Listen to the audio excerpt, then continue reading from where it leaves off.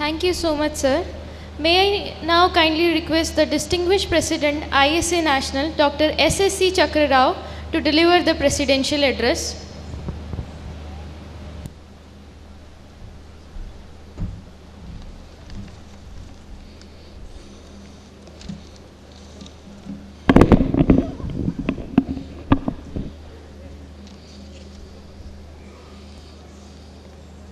Good evening. The chief guest of the evening, Dr. Vijay Bhaskar Garu, Honorable Minister for Health and Family Welfare, Tamil Nadu.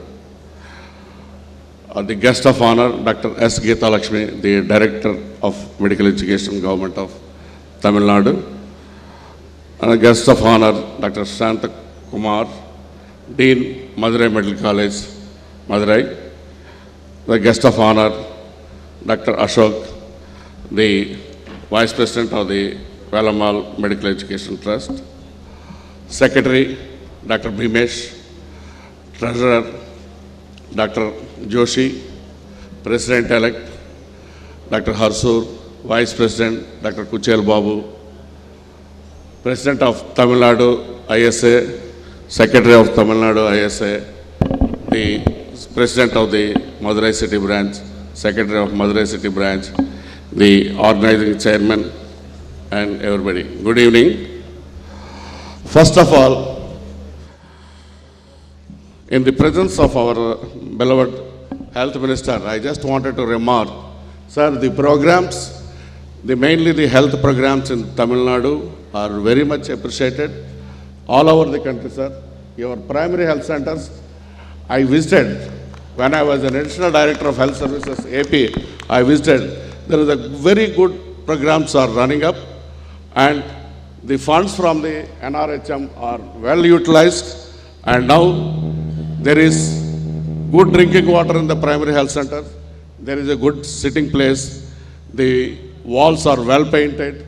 So I have witnessed all these things. It is all because of you, sir. Next, one thing I wanted a favor from you. You have to make this Tamil Nadu as a model for the anesthesists. We have a lot of funds in NRHM, especially to establish the trauma centers. I request you to establish a critical care unit in each of the districts, which is very important to treat the patients of poisoning and other critically ill patients. And please make an anesthetist as the in charge of that unit. And also, another thing is, in the medical colleges and other institutions, though the anesthetists are working very hard, working round the clock, 7 days a week, but the admission powers in the intensive care units are rested with the other specialists. And sometimes to prescribe a CT or MRI, it is not in the hands of an intensivist or an anesthetist. Sometimes it goes to as a privilege to the neurosurgeon. Sir, I request you to make it available for the anesthesiologists working over there. Thank you very much, sir.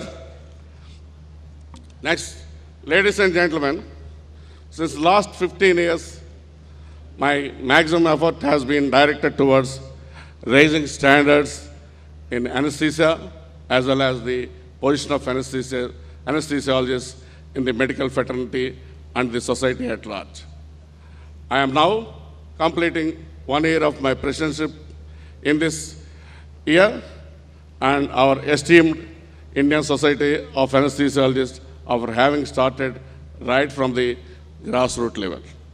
During my tenure as a Secretary of Indian Society of Anesthesiologists, I worked with utmost dedication to give shape to my dreams and hope. I succeeded in bringing about several changes. During this 1 year of my life as President, I worked wholeheartedly to bring out many important changes in the society. The popularity of Indian Society of Anesthesiology membership has increased by leap and bounds. The number of city branches and newly formed city branches have come up, and the membership has increased to nearly 22,000.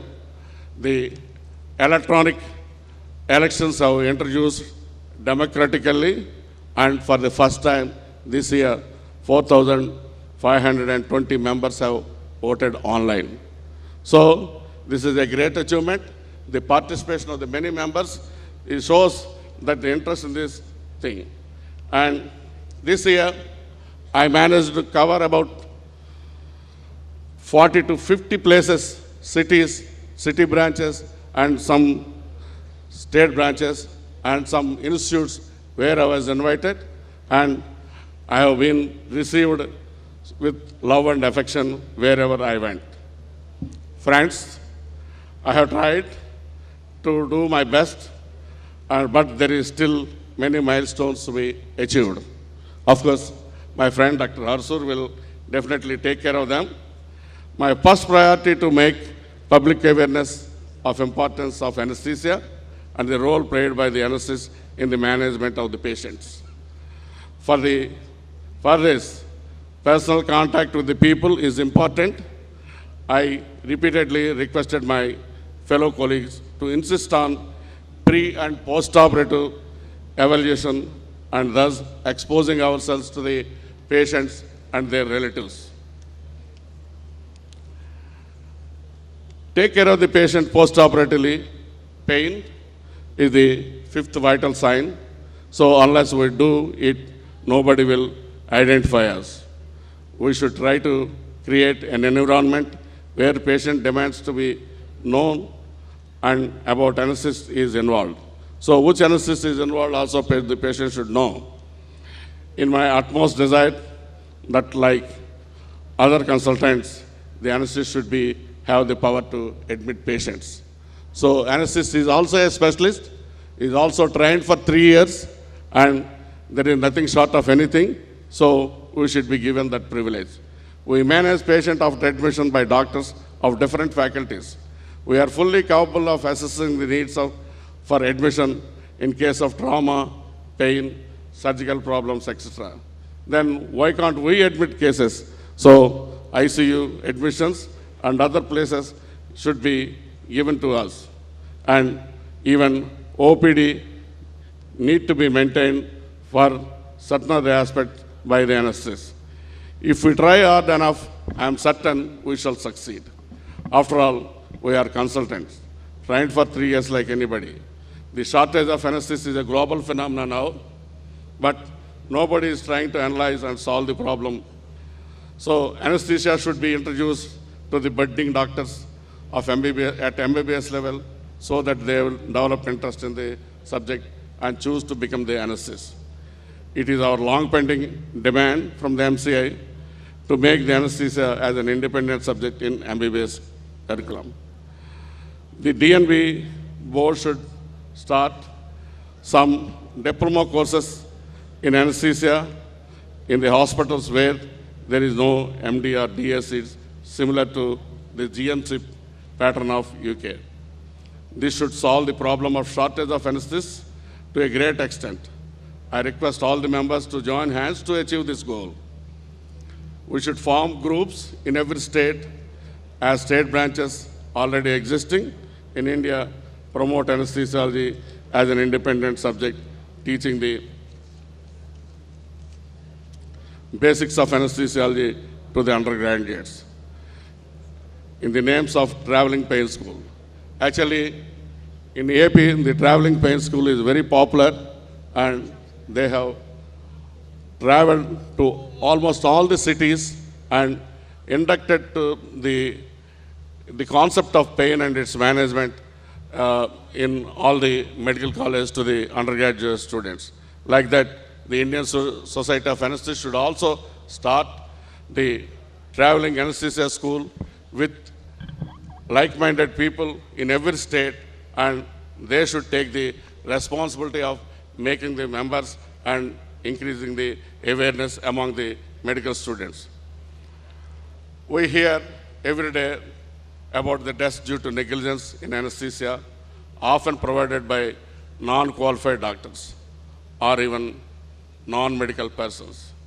It is our duty and part of our objective of Indian Society of Anesthetists to protect the people from unqualified unqualified administering anesthesia.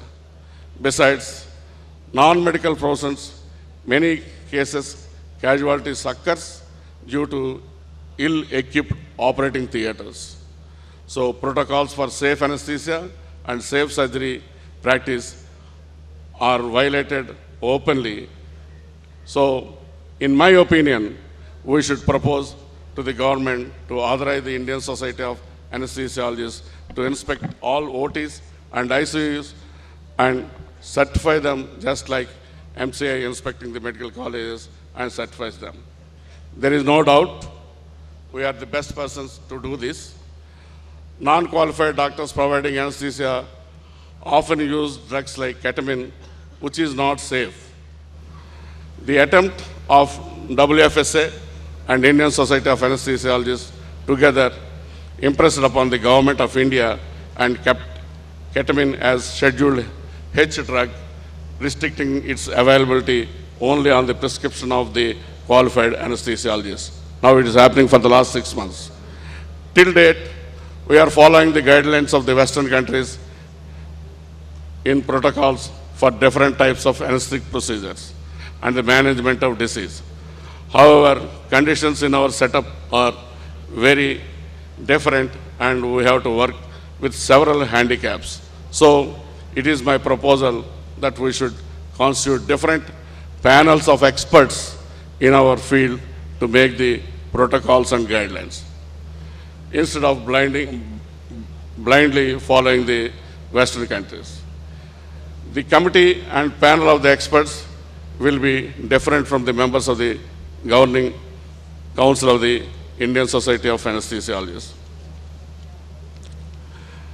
Labor pain is the most excruciating pain, which is silently suffered by the parturient, as they don't have the option of painless labor here.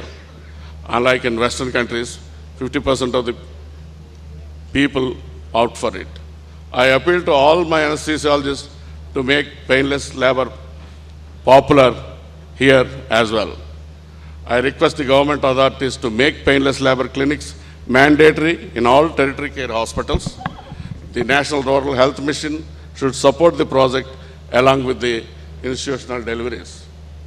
I am happy to inform you that due to my intense desire and continuous efforts, the EMRI and the Indian Society of Anesthesiologists will be starting soon the training courses similar to ACLS and BCLS by our own member of Indian Society of Anesthesiologists with the reduction of in the amount of fee. The Indian Society of Anesthesiologists will issue certificates in this training. For this, we have to develop a nationwide resource centers for which the cooperation of all of you is needed. Shortly, American scientists and doctors are visiting Guntur on this program only. I hope I am going to meet them soon and probably we will also take their help. My visit to China on the invitation of the Chinese Society of Anesthesiologists for their 22nd annual conference at Chengdu has opened gate for the exchange of training and education among the countries. Our 5-member delegation has done wonders there and impressed the presidents of all 14 countries who participated in the roundtable meet. We have with us Dr. Sushila Shivasubramaniam, the president of Malaysian Society of Anesthesiologists now, and Dr. Virendra Bahadur Singh, the president of Nepal Society of Anesthesia here. They have come all the way to participate with us. The Indian Society of Anesthesiologists moving close with the office bearers of World Federation. As my secretary has informed you, we have trainings allotted by them to train the third world countries or the other countries in India. Already 3 centers are identified and the training is going to take part, and Indian Society of Anesthesiologists is taking an active step in that. So now the Indian College of is an academic wing of Indian Society of Anesthesiologists, is doing all right, but we have to discuss and work out the possibility of the chairman and the secretary of the elected from the members of the Indian Society. All the members of ISA should automatically be the members of the Indian College, and we will discuss this in the GC meeting.